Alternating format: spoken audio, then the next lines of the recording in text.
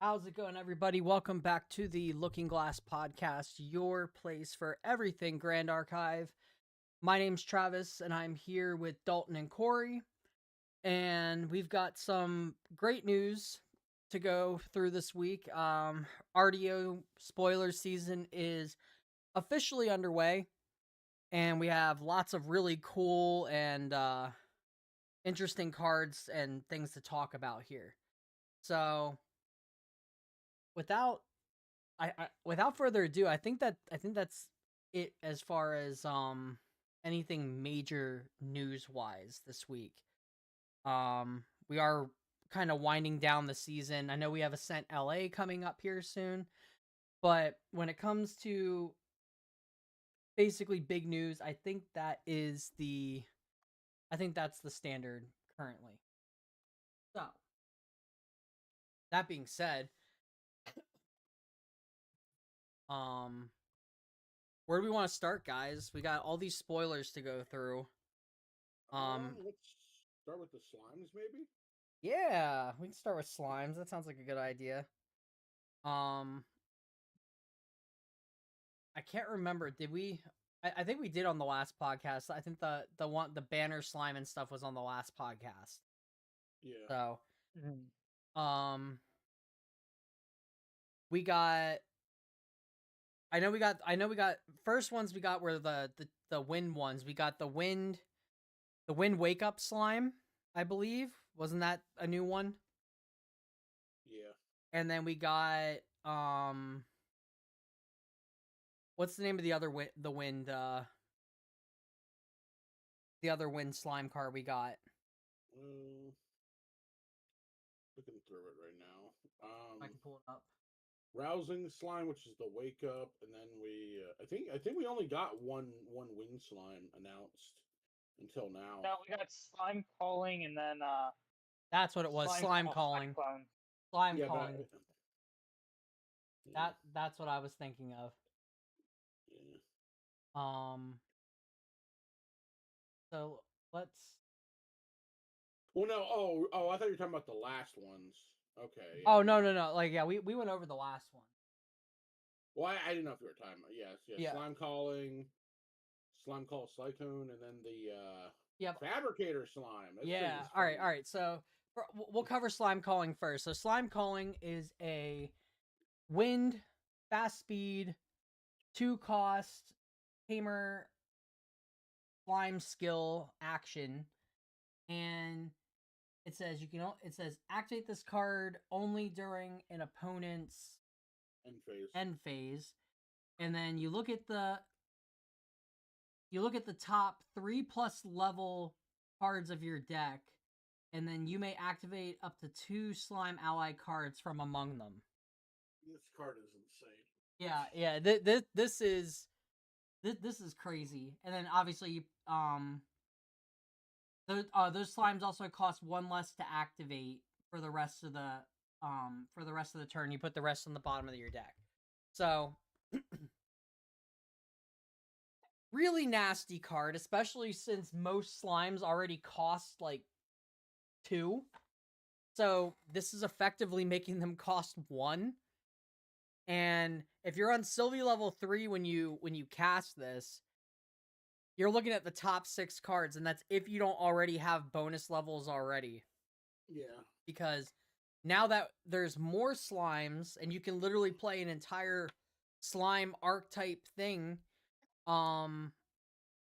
you have like the 2 storm slimes. No, I'm talking about Yeah. what I'm saying is this can glimpse even more. Or not glimpse. Yeah. This can look at even more because the one wind slime card, I can't remember the name of it off the top of my head. But it's a wind card. It gives Sylvia permanent level, and then it gives up to 2 slimes a buff counter. Yeah, I know what you're talking about. Yeah, I can't remember. I can't remember the name of it off the top of my head, but that permanent buff counter actually has usefulness now. So, this card's really dirty, and like you just said, like if you hit 2 storm slimes off of this thing, like ugh, so gross. Really good card. So Slimes are coming back, but we still have more slime nonsense to talk about. The next one we have Oh, slime green call. slime. Sorry, I Oh, didn't mean to cut you off. It's just green slime. oh, just green slime. Yeah. Wait. Oh, hold on. Wait. The last one only lets you look for wind slimes. No, I'm talking about green slime was the card you were talking about. You can remember. No, no, no. I'm talking. It's an action card. Oh. Oh. Yeah, it came in the Sylvia Recollection deck. It gives Sylvia permanent level, and then up to 2 slimes get a buff counter. Oh, slime's blessing. That's it. Slime's blessing. Moving on though, we have slimes. Was a slime call cyclone? Oh yeah. A 3-cost Fantasia Tamer slime spell class bonus at the beginning of your recollection. At the beginning of recollection phase, summon a baby slime token. So it's a Fantasia, so it's gonna sit there, and every turn it's just gonna summon a baby slime token. I don't know how useful this one's gonna be outside of Pantheon. I know in Pantheon, like the ability to just kind of like go super duper wide is gonna be a big thing. But outside of that, I really don't know how useful this card's really gonna be. I mean, if Yeah. you're playing mono wind slimes and whatnot, this card's going to be nutty with banner slime due to the fact of in standard you can play 4 of both. So just being able to, okay, at the end of my recollection phase, I'm going to get 4 baby slime tokens and just be like, okay, you have to deal with these next turn, or they're swinging for possibly 2, 3, 4, or 5 damage apiece the next turn. I mean that's a fair assessment. I can I can see that. Corey, what do you think? I'm a I'm a little on the because it really depends. Because like as someone who's played a lot of as someone who's played Tony who kind of plays the same thing. The slime baby slimes are a 1/1. If you can't buff them at the start, if your opponent is smart, they're gonna kind of cull the board a bit. Like they're gonna not let them stick. So like I feel like if you have a way of buffing them fast, these things will be pretty good. But like if you have no real way to solid like give them health, then they might kind of go down like really fast. But like I have a feeling that there's a lot of ways to buff slime, so maybe there's like if you can get these like baby slimes buffed up, then like if you can't control them, then they'll go out of hand fast, like or it'll get out of hand fast. I mean, it's a fair My assessment. apologies. The baby slimes enter in untapped. It's only one certain slime that makes them rested. Well, no. So the baby slimes come in untapped, so you can just go right into swinging with banner slime if you have one. Well, no. I mean like if you don't have a way of getting their health up, because the 2/1 isn't really Well, all yeah, that yeah, scary. Like yeah. as But if you someone can who's kind shoot of them out, though, you can go and take them swing into an ace and protector or anything before your other slime starts swinging. Well, the other important thing to look at too is there's a lot of slimes that require you to have another slime on board. So yeah this card just Mm-hmm. creating another slime just for free, like it's free real estate. So, yeah. um, And how it's much is decent. it? Yeah, It's just a question of like, is this worthy worth enough to putting. have a Yeah. spot in a main build? Mm-hmm. Yeah, That that's what I'm kind of thinking of. Like the so other one, like slime calling is nutty. Like that shit's definitely getting put in there. yeah, slime calling is great.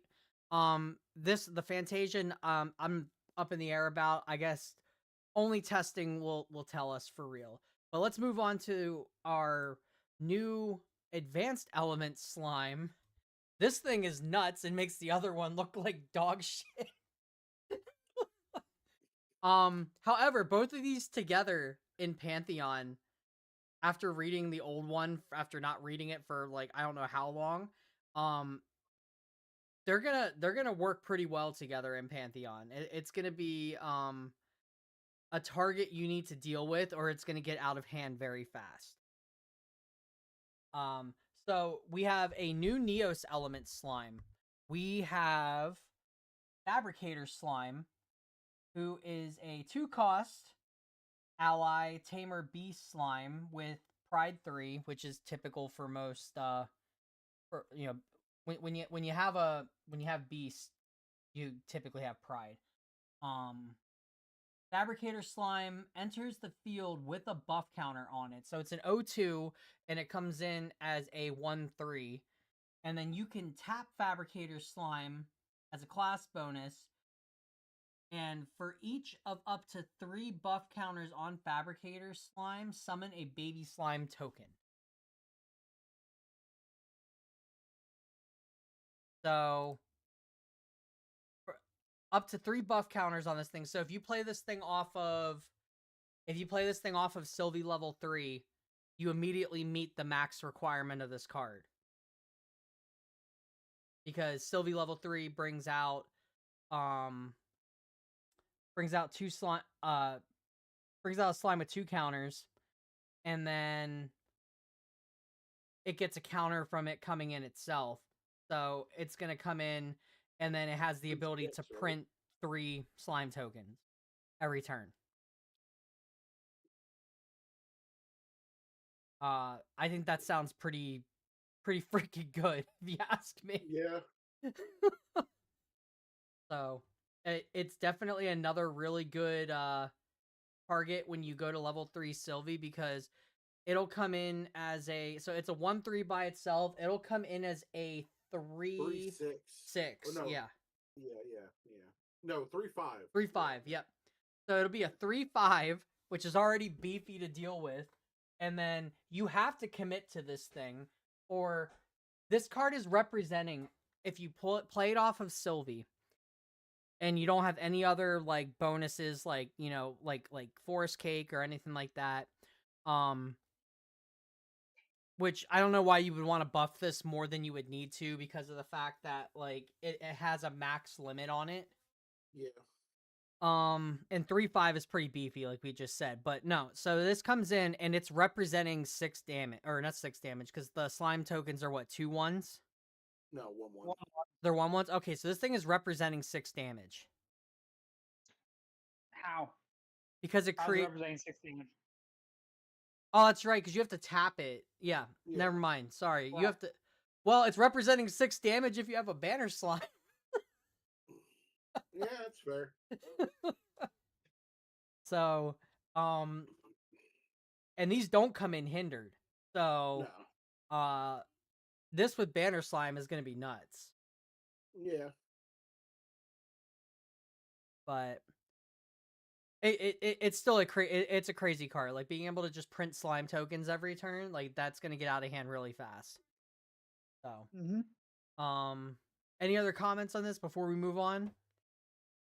No, I'm curious that if it's gonna find a place in the deck, but like I'm definitely excited, because like I love token decks, so like I'm definitely gonna be like messing around with like the tokens, seeing how well they do compared just to the normal get a bunch of cards into banishment and then Unga Bunga Storm Slime, and then just swing in with like Limitless Slime and the other ones and all that as they get more powerful. Yep. What about you, Dalton? Anything else on this one? I know it's not your forte, but I mean, it's really, really solid. I mean, I'm not even looking at it, in all honesty, for what I want to play for slimes next season. I just want to play wind slimes, just because you can use rousing slime as like a pseudo loop to just constantly wake up things, and that's what I'm more interested in. I'm not interested in that part of it, but it is a really good slime. Fair enough. Moving on to our next set of cards, we have more tamer stuff, although this one's for Guoja. We have an avatar for Guoja. Corey, you want to take this next set of cards? Yeah. First one is Avatar of Suzaku. It's a 5-cost fires. It's a unique ally. I guess they're doing like avatars now for Guoja. Whether or not every one of them will get one is up for debate. I've heard. And I'll discuss it more after I read the card. But it's Guoja bonus. While paying for this card's reserve cost, you may remove up to 2 quest counters from your champion. For each counter removed this way pays for one of the costs, so you can pay it. You can cast it for 3. The second effect is pay 2, sacrifice Avatar Suzaku. Put 2 quest counters on your champion. Then you may put a card named Fable Ruby Fate Stone from your material deck or banishment onto the field, and it's a 4/3. Um, what I've gotten from like like listening to people talk and reading things is that they don't think that Gembu and Siryu may get one, but Byakuo and Suzaku are, because like they don't really go into 3, and I guess this helps more so like the low to the ground Guoja decks more than the like go to level 3 ones, because they don't really need that much help. Whereas like I think this will help out Suzaku a lot. um, but it seems really solid. I guess okay, they've managed to remove like Suzaku. It can just kind of bring it back, is what I'm getting from this. Because I don't know how they would. Like when Fate Stones die, they get banished. Is that correct, or do they go to the graveyard? I don't They actually. get banished. Yeah, so I guess like if you manage to like get rid of Suzaku, they're like, well, we're bringing her back, being a phoenix and all that. So I find it really it kind of helps keep Suzaku more in there, in my opinion. I don't know if they're actually going to use her or not, but I think it's a 4/3 beater for up for a minimum cost of 3. So I think that's pretty solid for just like a solid ally stat line. Like a 4/3 is nothing to fuck with. No, yeah, it's just a whole nother beat stick again. Yeah, yeah, And yeah. It's probably what Suzaku needs right now, yeah, because she isn't. it's pretty strong. I don't know what else to say other than that. Like Yeah, yeah.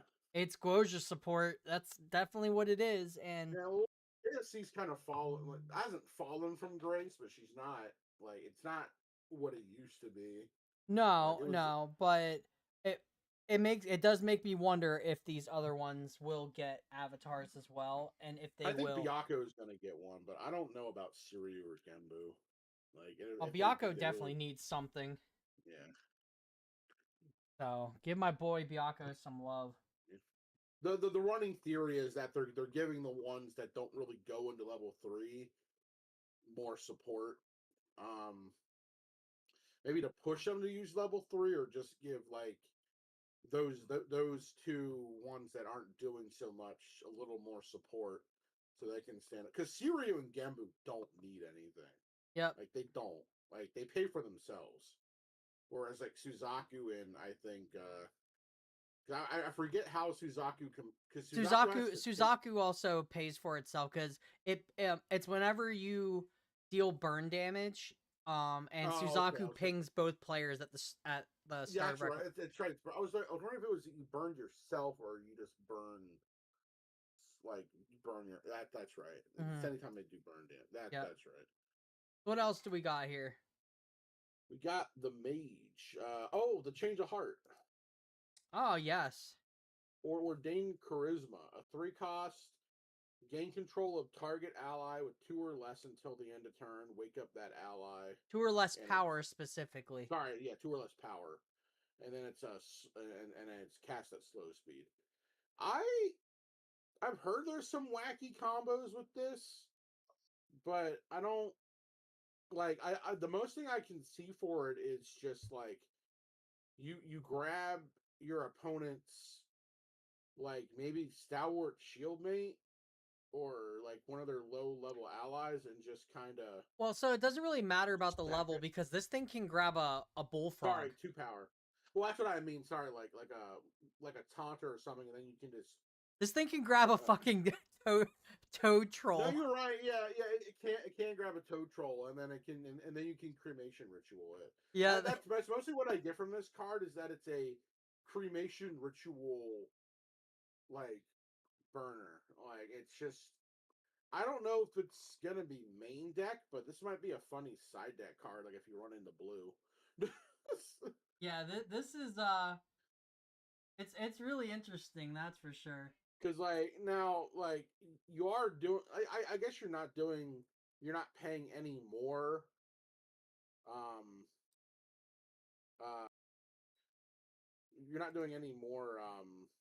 Like as a cost of cremation ritual, but yeah, like you can wake up something, attack with it, and then like play cremation ritual and sack their Yeah, unit. yeah, So yeah. It definitely opens up a lot of avenues, and you're no longer safe against fire if you're sitting on like a big taunter and like, oh, I can sit here all day on this and not have a problem because like it's got some weird, really funny interactions if you think about it. Because one of the interactions is like with Tweedle, was it Tweedle Dumb? Yeah, I think it's yeah, Tweedledum's the water one, right? no, that's Tweedledee. Okay, Tweedledee. It's a 3/4, but like if it hits something and goes to 0, you could just steal their Tweedledee. Yeah, Um, and then I know there's a bunch of other like really yeah, funny interactions with this card. But the question is going to come down to is like, is this card just going to be a funny card where you're going to have like these really funny interactions from time to time? Or is this card actually going to change things in what, like, I can see this being played at a couple of copies, maybe in like an aggro style list, because it does take an ally and it does, like, as long as it meets the requirements and it does wake it up and allows you to attack with it, so it yeah. It's is a second more wind damage. basically. Yeah, Yeah. as Quakem said, it's like it's a second wind and fire, which is really cool. Yep. It is. I do like it. Um, now this one was very, I don't want to say controversial, but they were wondering if it was going to get errated. It was confirmed by Silidar. Ash Fletch Bowman is getting an errata. The range lasts until the end of turn. Um, so it is doesn't infinitely stack. For an uncommon, that would be dumb, but it's a three it's a three at three cost, range three, has class bonus. At the beginning of your recollection phase, banish up to 3 fire element cards from your graveyard. For each card banished this way, Ash Fletch Bowman gains range 3. This guy is insane. He's a 1/3. I think people have done calculations. He can get to 12 attack turn 2. So Technically, it would be 13 technically because he's range plus 9. That's 12 plus 1 from his base attack. yeah. Oh, to answer Quake. I was wondering if you could wake up your own guy. I the way it read, it didn't seem like it, but I was wondering that. But yeah, back on to Bowman. Yeah, this guy is fucking insane. So I think Fire Diana got another ally because this thing is. Oh boy, I love dying turn 2. You know what's hilarious about that? Like, so it says that last card we were talking about, the change of heart, the one that says gain control of target ally with, Yeah, so you can use this on the Bowman because ranged is a separate stat. is it now? Oh ew! Oh no! I don't So like that. when you play that change of heart card, it only looks at your base stat. It doesn't look at anything like ranged. At least as far as I understand. As far as I understand, range is a completely separate thing that adds to your base attack. for damage multiplier, but it is not your base stat. So that card can literally stand up the fucking bow. And that's an OTK. Oh, it's so gross. Yeah, that's So it specifically states range as a reminder text. As long as this unit is distant, its attacks get +2. So unless you're attacking with it, I would assume the +2 is not applied. Yeah, that's what I said. It gets +2. So, yeah. at that Or point, like, whatever the range is. yeah, Yeah, Quickham's just set it too. Range is only when attacking. yeah. I was about to say, I'm pretty sure that's how ranged works. After playing Ranger for so long, it's just not That something is you don't think of boy, the howdy. timing of these things until you are sitting in front of something like this. But that is incredibly disgusting, and That's gonna be a problem. yeah, that's kind of scary. Hawk meta confirmed. Ew, so gross. Yeah, because like people are already cooking with this in Pole Hawk. So like I mean, yeah, that's a yeah, combo. Pohawk, drop it down for free. So give it distant. Yeah, this is oh boy. Eh. good night. Now, granted, like that is like a 6. I guess it really depends on when you land it down, but like that is like those two alone is a 6 card. I guess technically 8 card commitment. So like, but still Actually, though, like it's if it's not too bad if you think about it, because so if you play a level 1 Polehawk deck just to get this thing out, because Polehawk drops, if I remember Polehawk level 1's effect, it drops something like this out for free. you It doesn't drop it. It just makes it so that way the next oh boy, hold on. Now you're gonna make me actually look at my phone because I Yeah, have this pulled up. yeah, we got. I can't remember what Polehawk So 1 does. if there's another fire element card in Polhawk's lineage, the next ranger ally card you activate this turn enters the field distant. Okay, so it just enters distant. Okay, well, so this will Correct. come in with its effect turned on then, which is really good. So what you do is, if you want to set this up, like, this is gonna make Ignis Deus like disgusting. But Because you can't. So the whole catch is though is you have to remember, Ash Fletch Bowman's effect only applies at the beginning of your recollection phase. So if you play it after the level 1 and whatnot, you won't get the recollection effect at all because you won't get the multiple instances of range 3 and everything because you're past recollection phase. no, and that's why I So said you have to wait a whole turn. if you play Ignis Deus, oh, sorry, you need to be able to get this thing into play. That's right. Okay, Correct. never yeah, mind. like All right. it's like but still being able to like make it like at least a decent amount of range is still really scary. But like if your opponent can't get rid of this thing, it's gonna be a problem when your opponent starts their turn. Yeah, this Because thing's there is like this thing is like a kill on sight. Like this, they put this on the board. It's basically like saying, "Do you have a response? Because if not, I'm killing you next turn." Correct. Boy, I love It's learning. surprised that they Boy, have I that love in losing step. turn 2 or 3, baby. That's why I play this. I guess this does take a little bit of setup because it's class bonus for that second effect. So you have to already have this out there Yeah. turn 1, and then next turn go into Polehawk. But the problem is like then you don't get the distant from it. So Correct. Yeah, You need another card to make it distant. There, like, people have had like the perfect. It is kind of like a regular fire Diana fire Polehawk, where like if you have all the pieces, like you can OTK. It's just like the OTK is a little easier to do. I mean, it's definitely a scary card, but it does require more. Like the more you sit and think on it, the more that this is gonna prove that it requires a lot of setup. Yeah, but it's a scary, like it's another way to kill your opponent, like turn 2 or 3. I mean, it does what fire does best. Like it burns off all of your stuff in order to try to get one huge swing out on them that will win you the game. Yeah.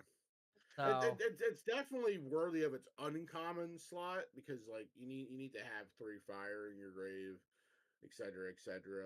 Like you need to survive recollection. mhm.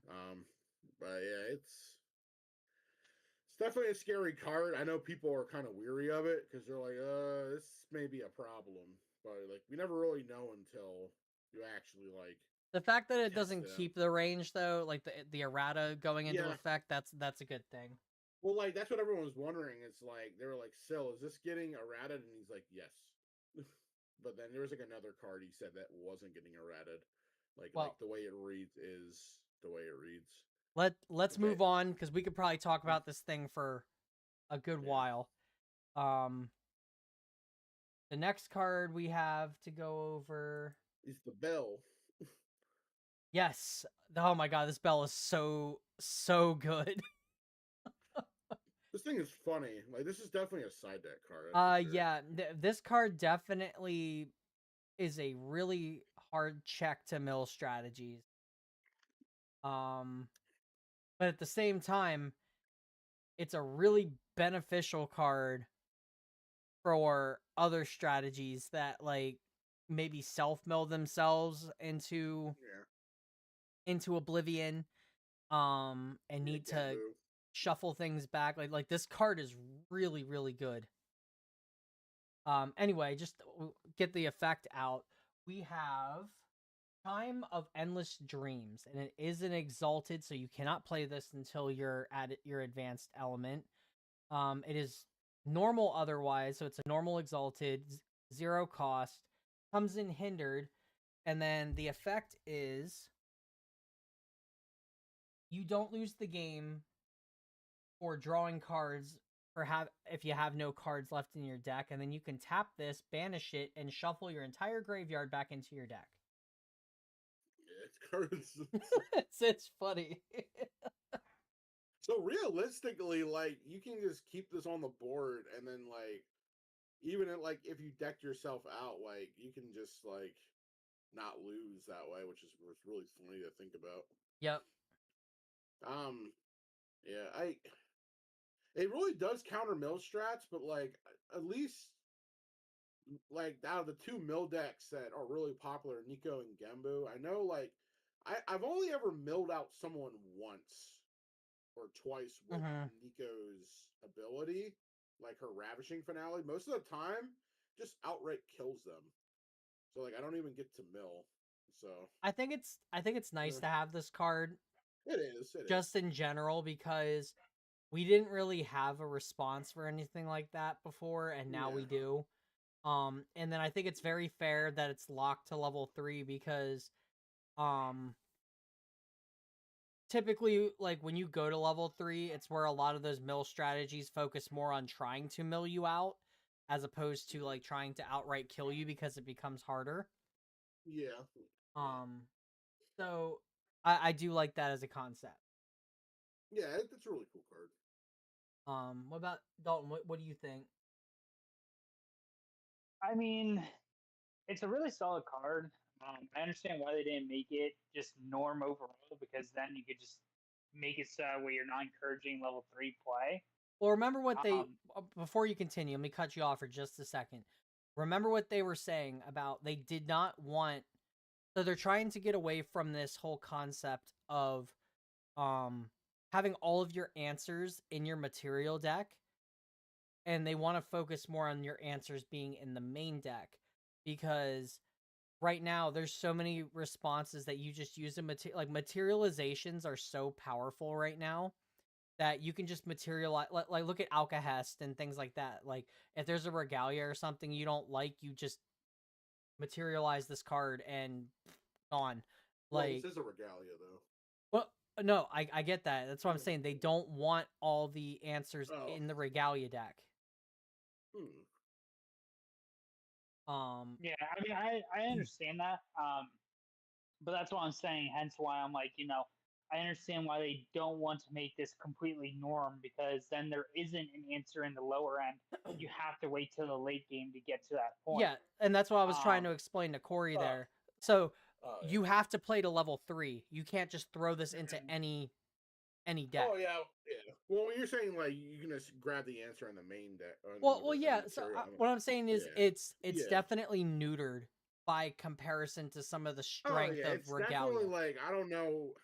This is definitely like a side deck level 3 card if Mill becomes a problem, but I don't think I don't know if this will see much use. All right, well, let's let Dalton around continue this his card. explanation. I just wanted to make sure that was clarified. Yeah. So I mean, it's a really solid card, especially in the Genbu matchup. We might also we're seeing a decrease still again in interceptors and taunters and main boards and even sideboards. So Assassin Mill might come up soon. So I mean, Chime with Endless Dreams definitely helps out in either matchup. So it makes it Actually, worthwhile to play. actually, um, did did you see that an Assassin Mill list actually did well? I did not get to see that at all because I've been too busy with work because of the special event we have this weekend. I I I'm just I'm just saying. I think I was listening to the Team True podcast, and they were going over a recent event that happened, and I believe it was at one of the regionals or something. But a watermill assassin actually top 16. It's actually pretty cool. So I just wanted to let you know that like that is now a reality. We do live in this world. Yeah, but I mean, hey, but yeah, it's a really good card outside of what I stated before and whatnot. It'll definitely see play on sideboards more than likely, but obviously it won't be main boarded because no one's expecting that matchup right off the get go. Fair enough. So the next two cards are fun.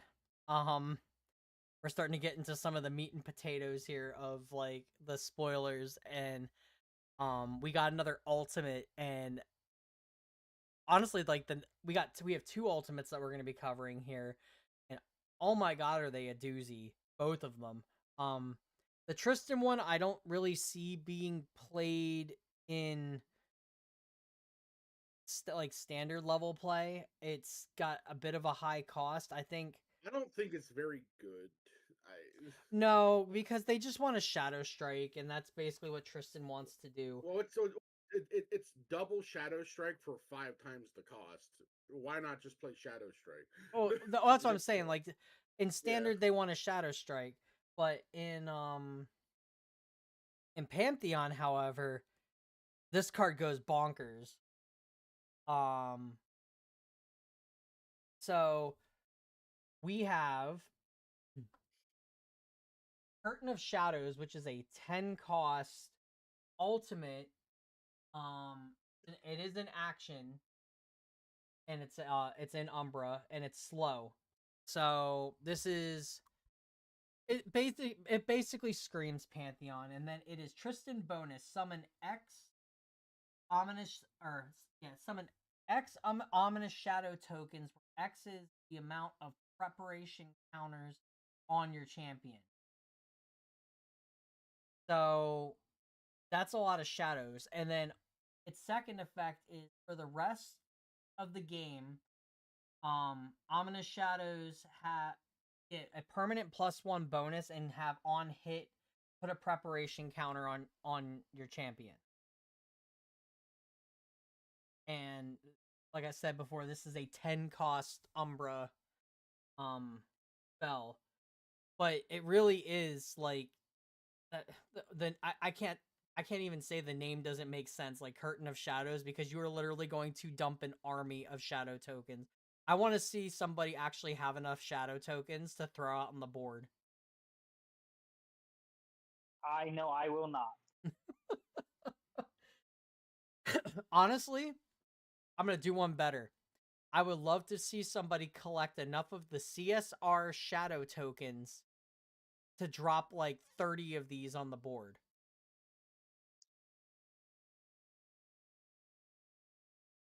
Bit much, but sure.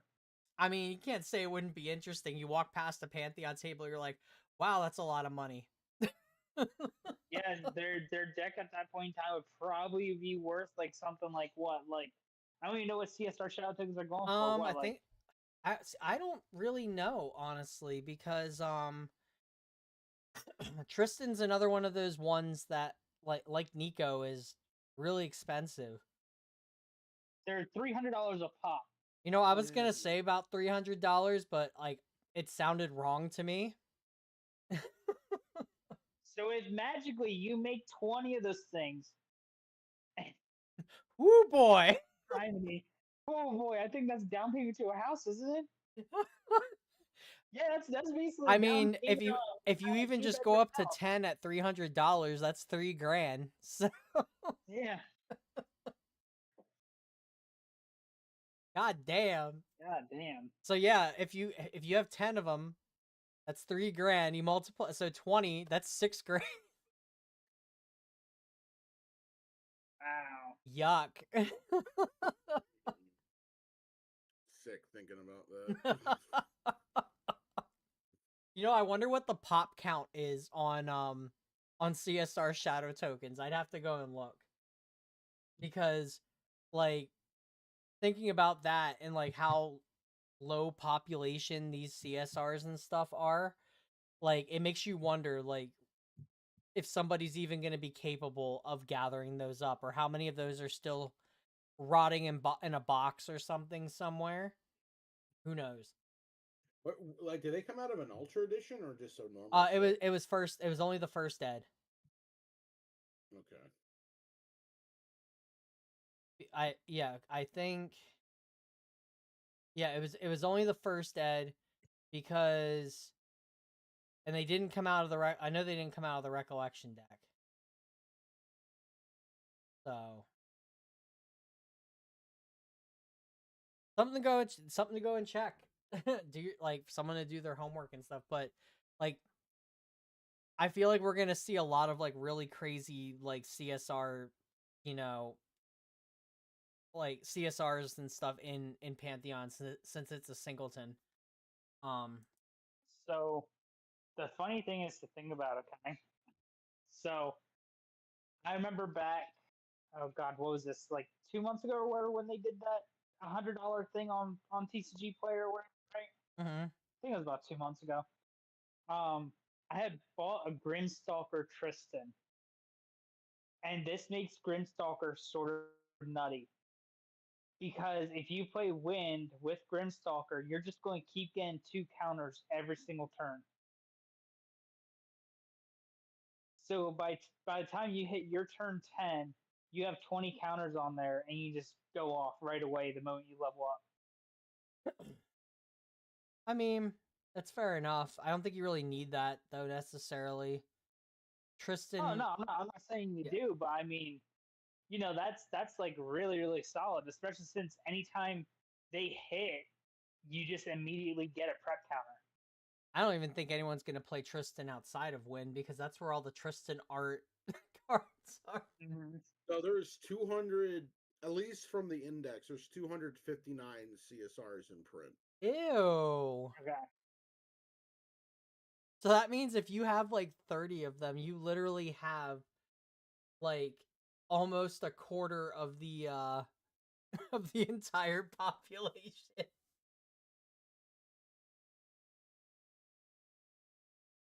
That's wild.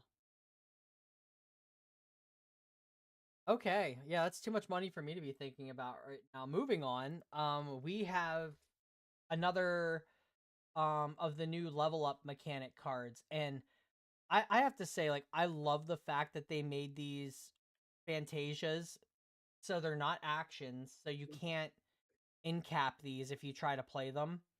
They have Omni Shroud, so they can't be fucked around with, and they at least take a little bit of time for you to be able to get that free level up. But I like the fact that they made them hard to interact with, because that's one of the biggest issues with level 3 decks is like right now, like our best way was Dungeon Guide, and if they have like if you're up against Wind and they have a stifling trap, or Water has a way to like outright negate you or something, it feels really bad not being able to go into your level 3 and kind of match their speed. So I really like these new level up or ways of leveling up. I think it's really healthy to have that because we didn't have like anything before, and um it definitely makes Heavenly Guide stocks a lot better. Yeah. So, because for the longest time, Heavenly Guide just wasn't doing anything. Um, anyway, so we have Radiant Origin of Assassin. It is a 3-cost Fantasia Assassin trial with Omni Shroud. Whenever whenever you activate a prepared card, put a training counter on this card, and then class bonus pay 3, sacrifice, and you get to level up. So, you also have to get rid of it has to have 4 more training counters on it. I missed that part. So it's pay 3, sacrifice, and then No, it's pay 5. is it pay 5? Oh, my fault. Sorry, bad Yeah, eyesight. it's Pay it's 5. a heavy cost. I mean, it is kind of heavy, but I don't think you don't lose advantage from this, do you? It just lets you outright level No, up. because you're just sinking. So you just sink the 5, because it's not slow speed either. You can do it at fast speed. Mm-hmm. So you just sink the 5. Like if you're in danger of dying during your opponent's turn, you can just Yeah. sink 5 into it, level up to your level 2 or level 3, depending upon what you're in and what situation you need. And just be like, oh, okay, here we go. I'm on it. And mind you, whenever it says activate a prepared card, that could be anything from fishing accident to anything that requires you to prepare it, like a stifling trap and so on, or an arrow trap and etc. The list goes on and on and on. Well, So e- this is really flexible for Assassin overall. well, even more to think about. So it's even more flexible than what you're saying there because of the fact that you can pay 5, and if you have Sadie and you manage to kill something, you get agility 3. Mm-hmm. Yeah, it's definitely useful. What I've been seeing, at least from like at least from what I've been seeing, like Fern and them talk about, is like there's not a lot like like the prepared card is easy to do, but like people are thinking that this isn't as good as Dungeon Guide. It is an option, but like it's not like a lot of people would just rather just Dungeon Guide because like you may not have all those ways of preparing those cards and like using them, whereas Dungeon Guide is just a straight get to level 3. I mean, I can see a world where both of these are played, and if you open up with Well, this, I'm not saying that they won't play it, but like to like say like a lot of people may just like play like 1 or 2, and like if you get it, sweet, and then use it to like because like Tristan does have 2 level 3s, so you can use this to level up into the other one. But yeah, yeah, it's I can see a world where they're both like played if you were because if you can set this up early, and then yeah. when you get to your late game have other options and stuff like Yeah, but to rely on it more than Dungeon Guide, I probably wouldn't. no. So yeah, it's definitely gonna take some testing, but at the end of the day, Yeah, it's it another option. Yeah. yeah, it's a very good card. I like the way that these things are going. Um, I think he's going to see a lot of play in Merlin, Assassin Merlin. Because, I mean, Assassin Merlin doesn't really have a way or a method to go for both fire and wind, and this makes it so that we can get into your level 2 and level yeah, 3 it does a lot help. easier and earlier. It does help Assassin Merlin a good bit. Um, yeah, we'll have I to don't, see what I happens with don't know that. if Xander would play this, but maybe now he might. Mm-hmm. But I like, mean, Xander does play a lot of prepared cards, so I mean, he could use it. Yeah, there's a lot of uses for these cards, so we'll have to wait and see what happens here. But I believe these were today. I can't remember. I think these were today's spoilers that we're getting onto here. Um, yes, yeah. I definitely want Dalton to have his time to like read stuff off. Dalton, do you want to cover the I want to suited cover one? the last one. I was I about to want say, to cover the last one. okay, you can cover the suited after this. Um, Yeah. Corey, I'm just gonna take the first card. You can have the other two. Okay. Because I love Kong Ming and I love playing Kong Ming, and this card is so Kong Ming, and the fact that it has Kong Ming now has um a suitable end game card really it really makes me happy to see this. And this card is not it's not unheard of for Kong Ming to have like a billion cards in her hand, so paying 10 for this is like nothing. Especially for what it's capable of doing. So we have, and I'm probably gonna butcher the ever living hell out of this name, but um Zhukong, I think it's Zhukong Shifted Fates. It is a unique Fantasia.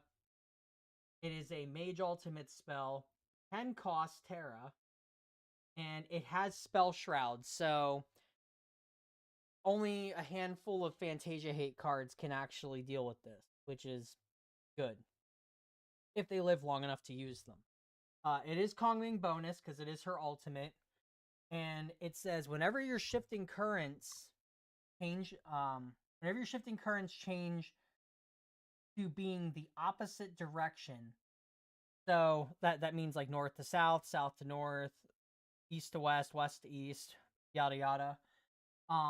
Reveal the top 3 cards of your deck and put them into your material deck preserved. Then deal 6 plus X damage to target unit you don't control, where X is the amount of preserved cards in your material deck. This card is absolutely absurd with and I honestly didn't think they were going to take this route with Kong Ming, because when Kong Ming first came out, it focused really heavily on the shifting currents mechanic, and you had some stuff that preserved or put stuff in your material deck and whatnot, or preserve stuff, but it wasn't the main gimmick. Like, they wanted you to go a completely different direction, like lean more into Empower, or when Bagua came out, they wanted you to focus really heavy on shifting the currents so that you could loop Bagua over and over and over again. Um the fact that they went into this whole mechanic of just dumping your deck into your preserve so that you can use it to basically like preserve, you can get those cards back in place of a materialization.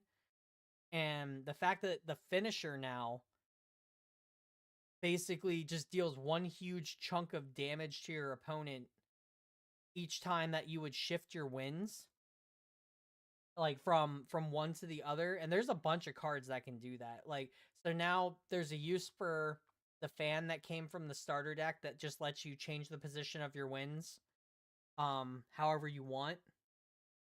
And in certain other colors, there's cards that just like fire has multiple ways for you to just change the direction of your wins from like 1 to wherever you want it to be.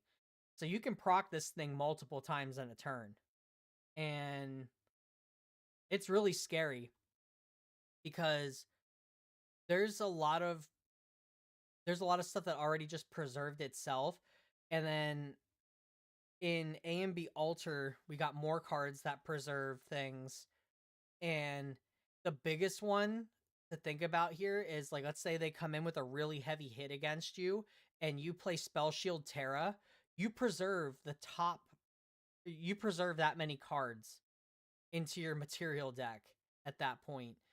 And let's say they hit you for 10 or something, that means this thing is hitting you for 16. Well, more than that, because it preserves the top 3. So this thing would be hitting you for 19 at that point.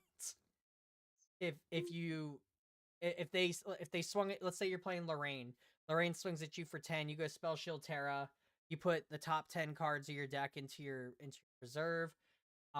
Next turn you pull this off, you get the effect, you put 3 more cards in, so now you're at 13, and this does 6 plus the amount of preserve.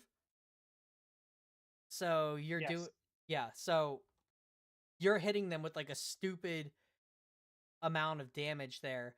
And then at the end of your turn, you get to do it again, because at the end of each of your turns, like the currents can shift any direction that you want them to. So this is guaranteed to proc once a turn at minimum.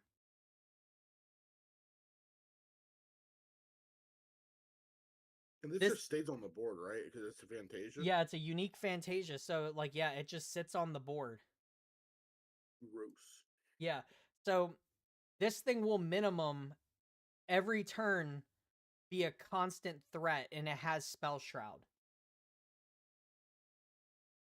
So you really got to think, like, how many cards actually destroy a Fantasia that aren't a spell right now? Yeah. Oh, yeah, it does have Spell Shroud. That's right. Yeah.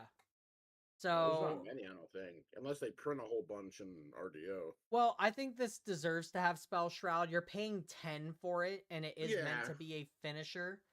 So if you have 11 cards in hand to drop this shit on the board, like, I feel like you kind of deserve it at that point. Yeah.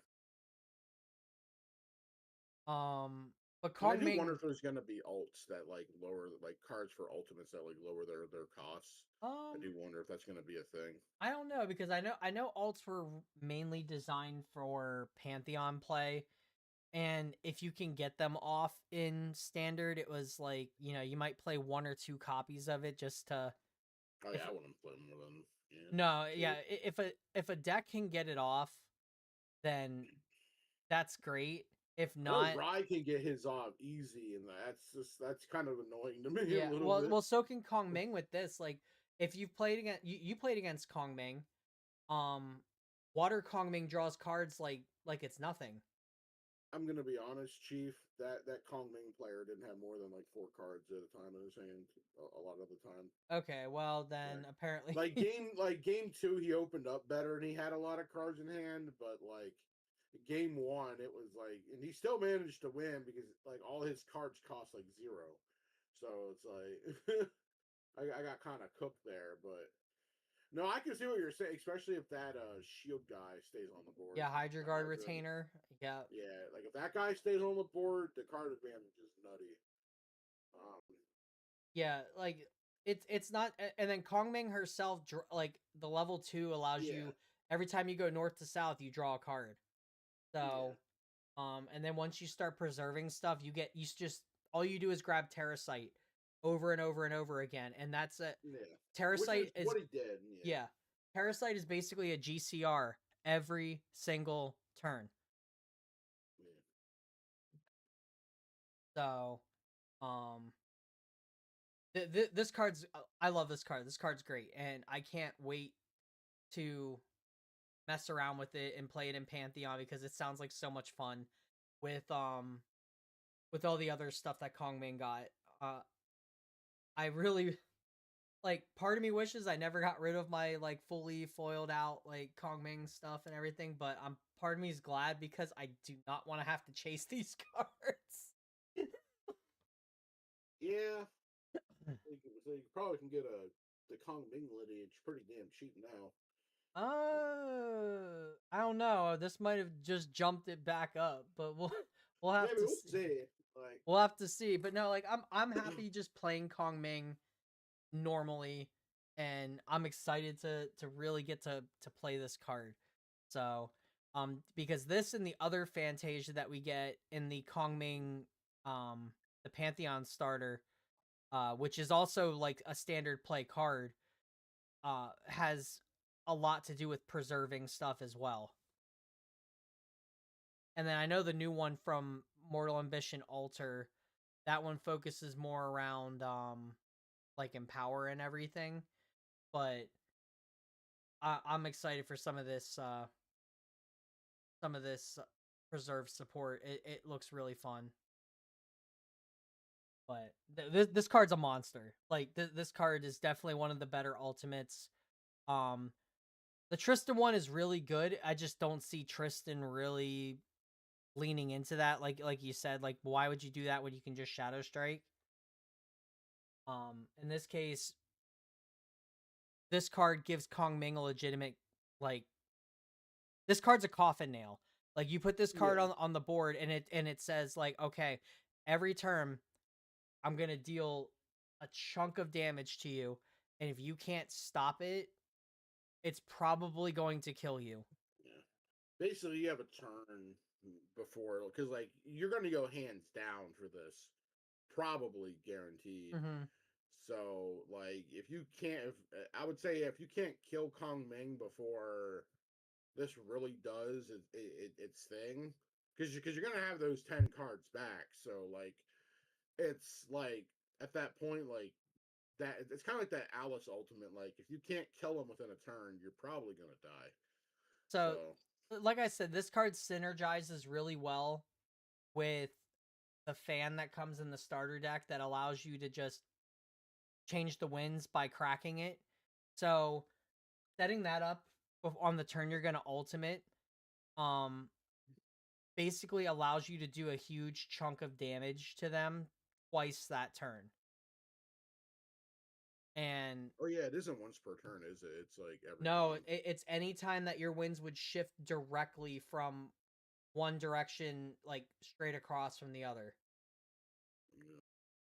So now there are only a True. handful of cards that can do that right now, but um being able to line up multiple shots of this is just going to be it's going to be a lot to have to deal with. Oh yeah, she also has like that other one, right? Like that board wipe. Yeah, Too. yeah, Planner Abyss.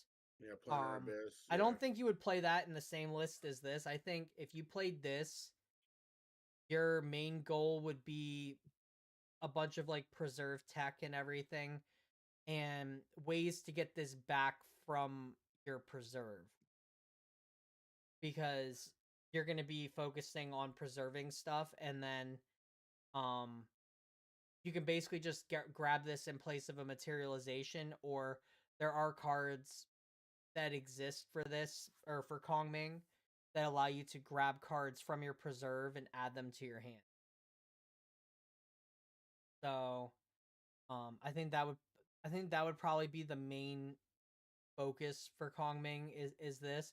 Maybe you'll play Planner Abyss in the same deck just as an like another way to deal with stuff, but um this is definitely the kill condition card that Kongming needed, because having to rely on empowering something to do a bunch of damage or loop Bagua 20 times in a turn to Yeah. get a game finished, it she now has a definitive way to, if if you stick this card to the board, which it's going to be incredibly hard to not be able to. I think the only decks that would have answers to this are water, or if you're playing in a null spell, and that's still like, that's a push. Yeah. So I think this card's amazing. Like as soon as I read it, I was like, this is exactly what she needed. And 10 is not a hard feat for Kongming. No, Um, it's not. so it's the same thing with like the Diao Chan one. The Diao Chan one only costs 7, which if you're playing fractals anyway, which most likely you are with Diao Chan, that card's nothing. So anyway, uh, I've rattled on enough about Kongming's ultimate. So Corey, go ahead and tell us what our last two from this are Yeah, these for this ones one. we got Fire Rye stuff, which is interesting. A one cost, fast speed, mage spell, Scorching Knowledge. Um, Empower 3, and then Rye bonus, you may remove an enlightenment counter from your champion if you do Empower 3. That's cool, I guess. I don't I'm not really well like informed about Rye. Like I know Empower is a good ability, I guess. Like it gets +3 level. So I guess like for a one cost. So if I'm reading this right, Rye goes up by he gets Empower 6 basically. So it's a one cost card that basically empowers you 6, meaning that you when you cast your next card, it counts as if you have 6 additional levels. Okay, yeah, that's Um, what I thought. so if you're not at, let's say, 11 or whatever to cast your Arcane Blast for free, this is the cheapest method to get there without a massive investment. Okay. I mean, even more so, you can huck a fireball at somebody for +6. Yeah, Yeah, yeah. like I think it's good. Like I it seems like a good card. I know Fire Rye isn't like the most popular thing right now. So um but yeah, it seems good. I don't know about you guys. I don't know if it's enough to make people want to hop off of Wind Rye yet. But I mean, I like it a lot. It's a really nice card, especially as a one cost. Can't yeah. complain. I Yeah. mean, it's one enlightenment counter too, so that's not even that big of a deal. Yeah. I mean, you get it back for just playing the card if you're level 2 plus. Yep. I've been wanting to try Fire Ride just because like I'm a fireball guy. Like I just like fireballing things. Maybe that's the D&D player in me, but I love me a good fireball. So this seems cool. The Well, you're next definitely one, gonna have a lot of cards to play with from RDO because I know I know in the Kong Ming deck, and it's probably from the set. There's a Fire Exalted card that's basically Graceful Charity. yeah, It's draw 3, yeah, discard 2. yeah. I know the next one though, Blaze of Light. It's a because the last one was a Rye bonus, so it's everyone's favorite thing. What can Merlin do? It's an exalted fire spell, fast speed, 2 costs, deal 3 unpreventable damage to target unit.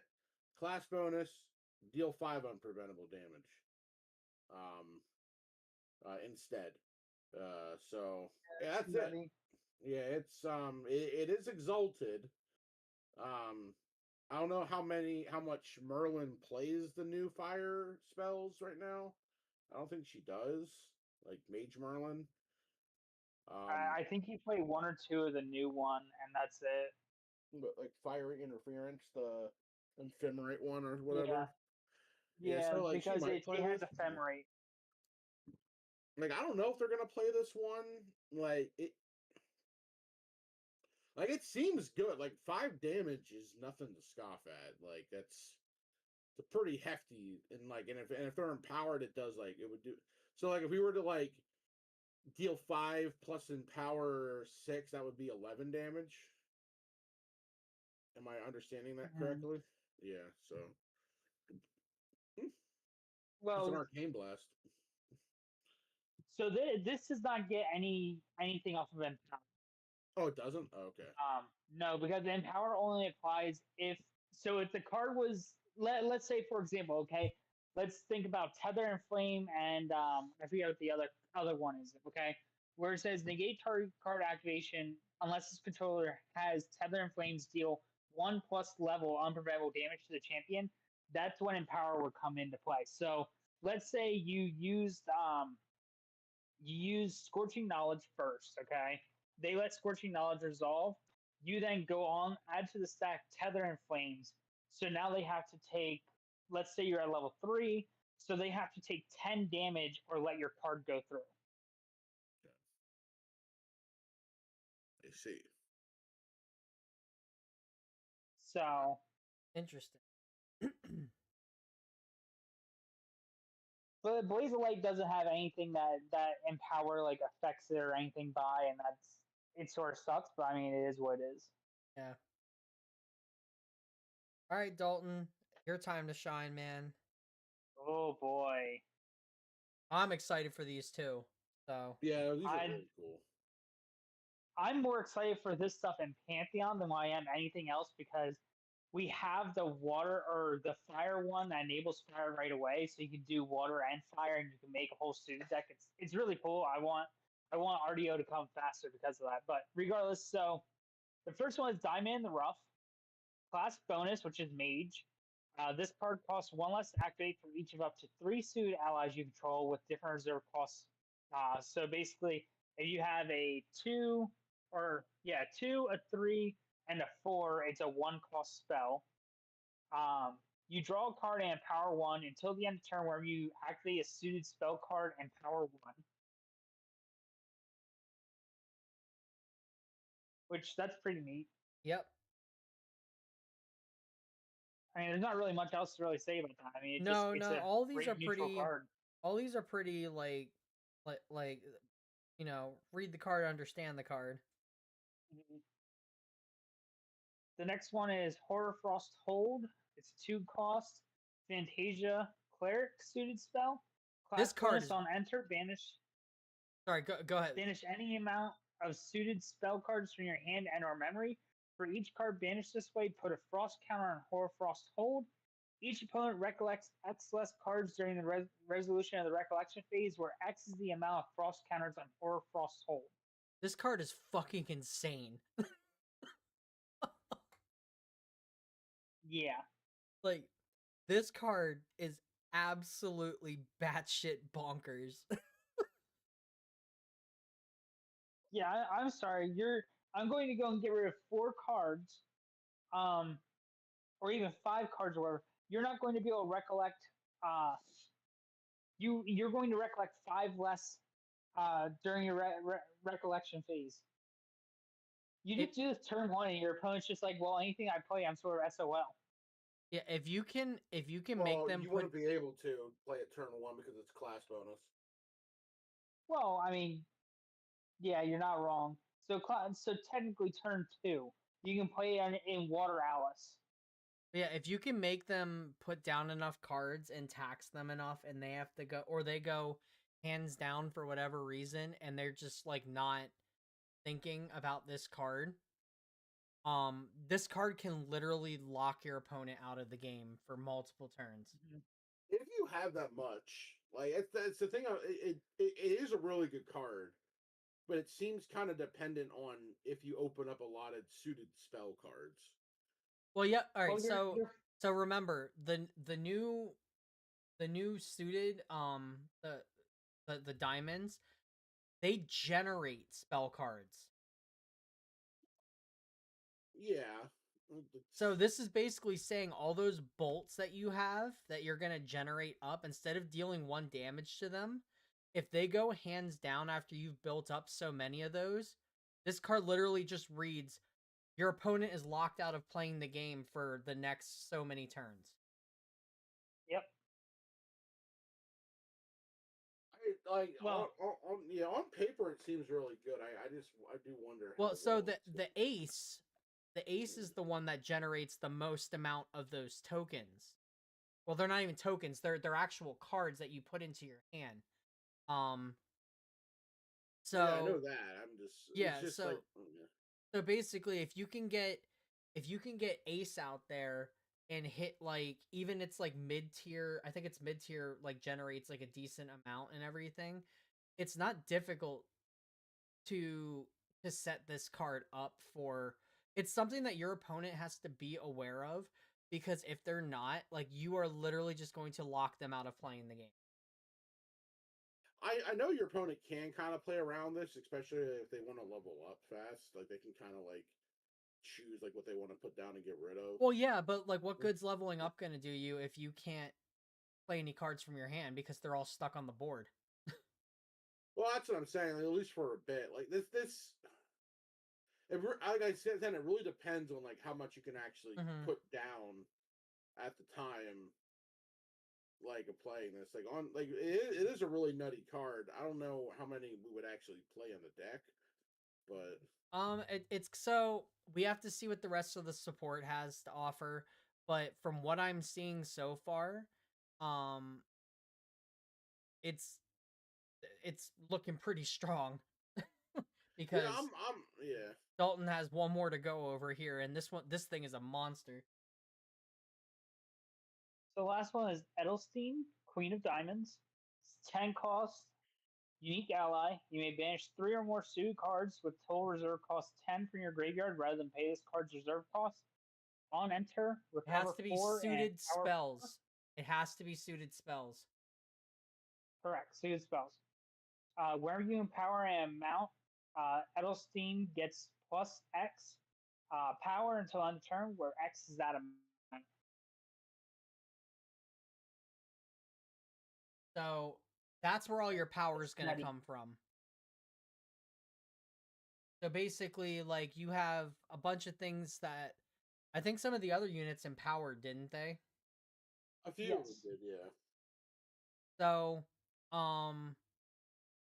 she just gets bonus attack for empowering, and being able to just slam into your opponent with that is gonna be kind of devastating. And that's not even including if you can stick another ace to the field or something and get more copies of Bolt, and then just start slinging a bunch of like bolts at them for lethal. Um, Yeah. Diamond seems really tricky to play around. Yeah, I like Hoarfrost Hold. I just like on paper these cards seem good, and then like when you actually play them, they're not as potent as we thought they were gonna be. Mm-hmm. Maybe I'm just feeling the backlash from Chessmen and So this them does being. so Chessmen had way too many like floodgates put into their actual text and everything. Whereas for this, it's a matter of just setting up a combo, because if you think about it, like if they on average play like 3 or 4 cards down for their turn or something, because if you play a 3 cost, you're putting 3 cards down. On average, your opponent's going to have like 3 or 4 cards down in memory. If you materialize orb of uh was it or Enfeebling orb. enfeebling orb, that one.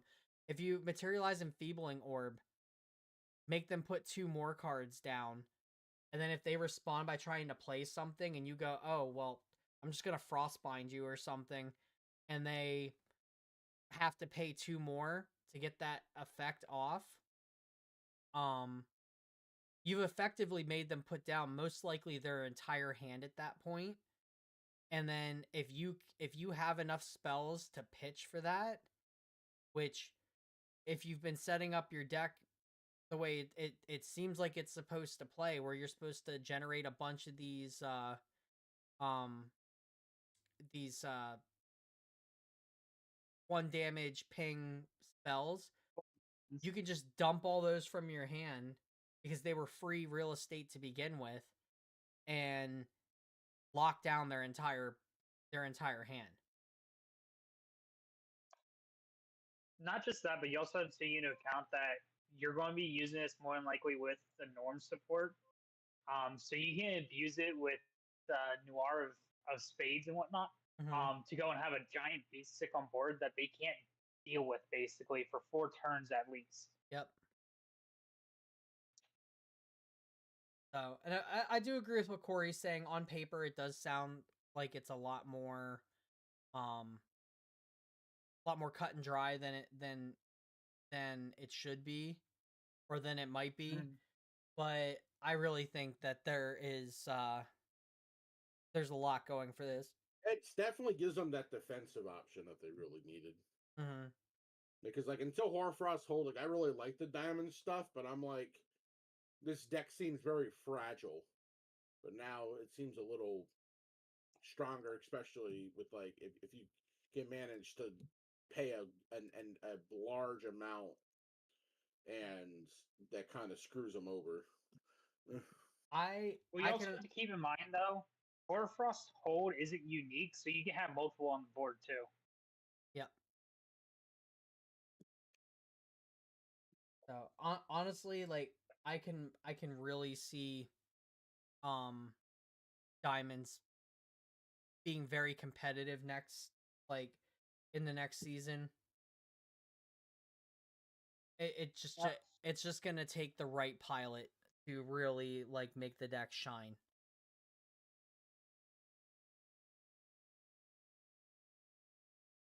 That's my thoughts on it. But I think that's all the spoilers that we have so far. I know we're supposed to get more here, in the coming days and everything. But so far, I mean, I'm already ready for Radiant Origins to be here. I can't wait.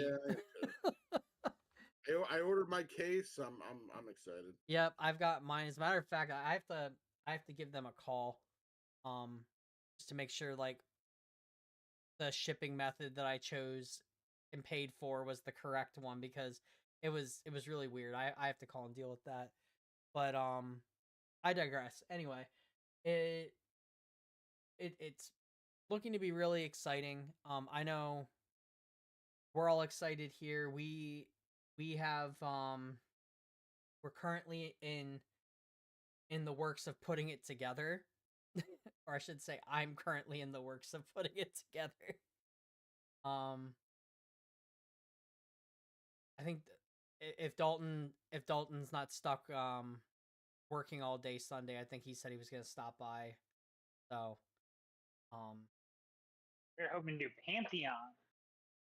well, we wouldn't be doing that on Sunday probably. We'd probably just be trying to get the setup where we want it, and Tuesday we're going to do our first Pantheon game with um whatever we can kind of cobble together between some of the spoiler cards and some of the and the cards that already exist. So, looking forward to that. Like that's going to be really fun. I'm excited to dive into my first Pantheon game. So, You're brushed up on all your rulings, right? Like standard rulings. what do you mean? So like all your like current standard rulings in regards to card interaction and so on and so forth. I mean, I'm brushed up on like 'Cause- regular stuff as far as Pantheon related rulings. Not yet. So from what I'm seeing in regards to the Pantheon related rulings, a lot of the questions are similar to like the Magic Commander format rulings, or if a player leaves the board and whatnot, like if they die before their cards like finish resolving on the stack, it leaves. It does not continue resolution. Mm-hmm. So like I know all the rulings in regards to like MTG Commander for like how the stack works and everything in regards to things. Basically, we'll just need you to be on top of rulings for card interaction. Well, yeah, I've got that for card interaction and stuff, but like, I'm still wondering about these boons. So unless it states otherwise, it is fast speed from what we are seeing. Okay. Well, until we have other clarification of that, then that's what we're going with. Oh.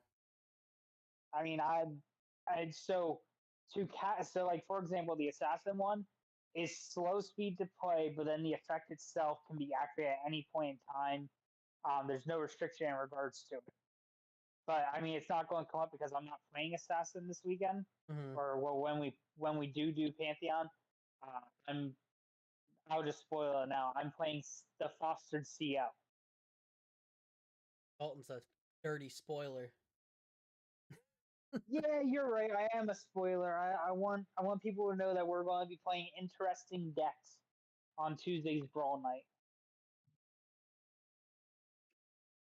Boons are case by case. Someone in chat said. Correct. Oh, it's Ark. Ark saying. Yeah. How's it going, Ark?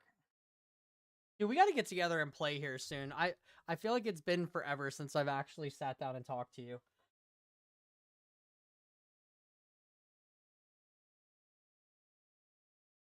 He hasn't played in ages. That's a lie. I saw you in the main chord the other day with somebody.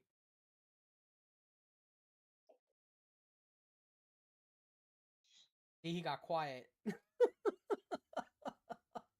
No, he just said that he played some Pantheon with Tony the other day. Ah, okay.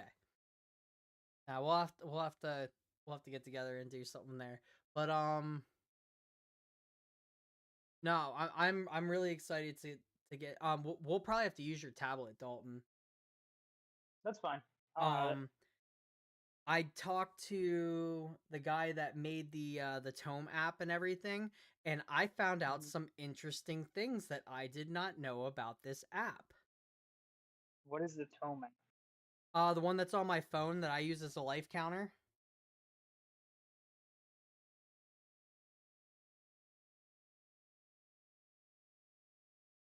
As long as you have like an Android, you should be able to download it. I don't have. Well, I have an Android on my tablet, but Well, yeah. what is it called? Tome. It's like Grand Archive Tome or something like that. I'll have to find out where the download is for it, or you can. He's in the architect server. His name is like number 4 or something like that. I was talking to him earlier, but no, the app's really cool. So I found he taught me that so they're already set up for 4-player life totals, but you can also put the champions pictures on them. Gotcha. So that's gonna look really nice. When we start doing the whole Pantheon thing. But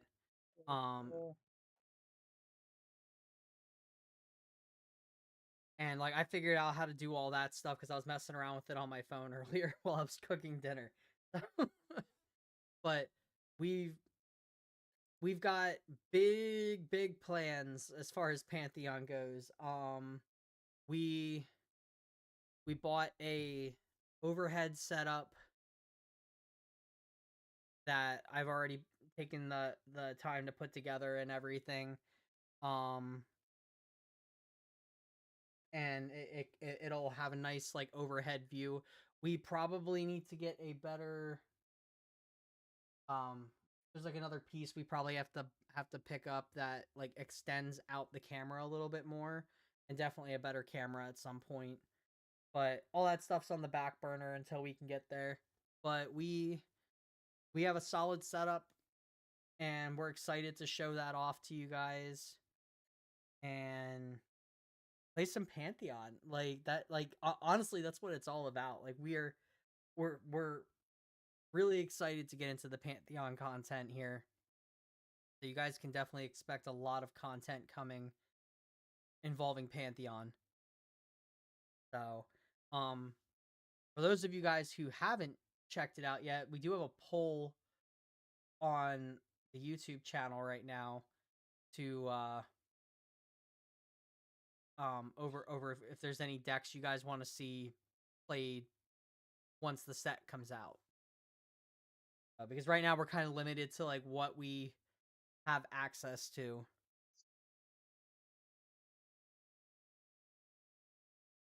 I mean, I like what I like.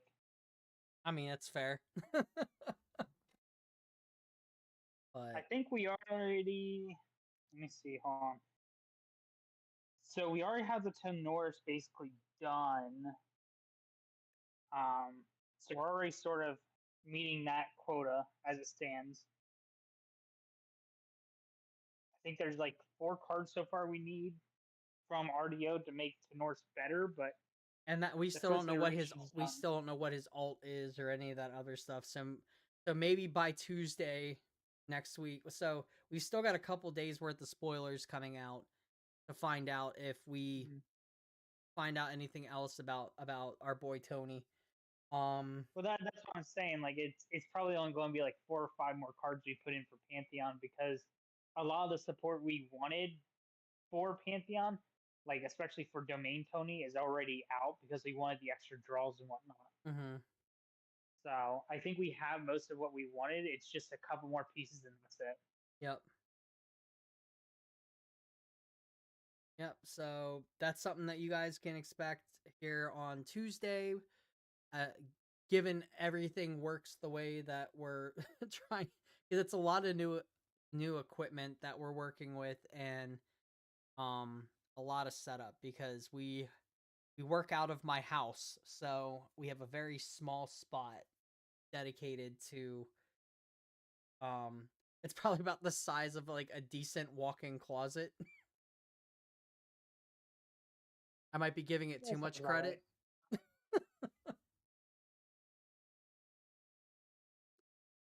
Hey, but you know what? The point is that we're going to be hyper focused on making sure we get good Pantheon content. Yeah. Yeah, we're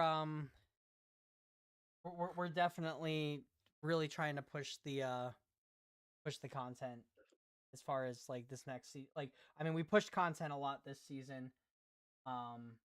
Still waiting to hear back on how that all pans out.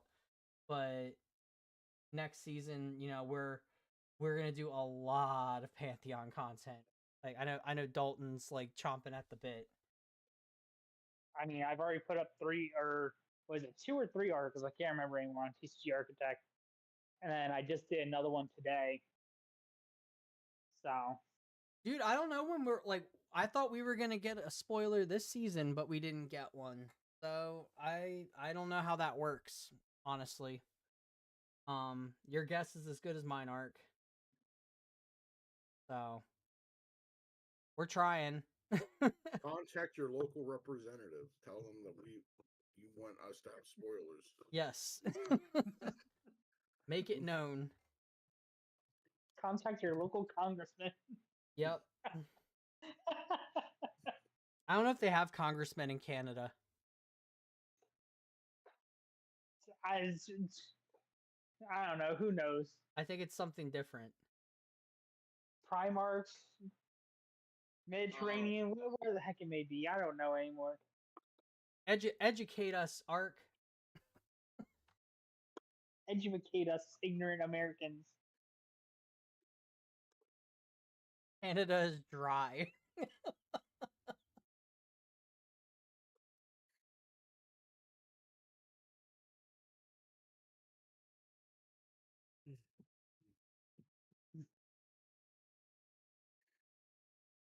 Oh, in terms Oh, of man. locals, they have no locals. That's rough.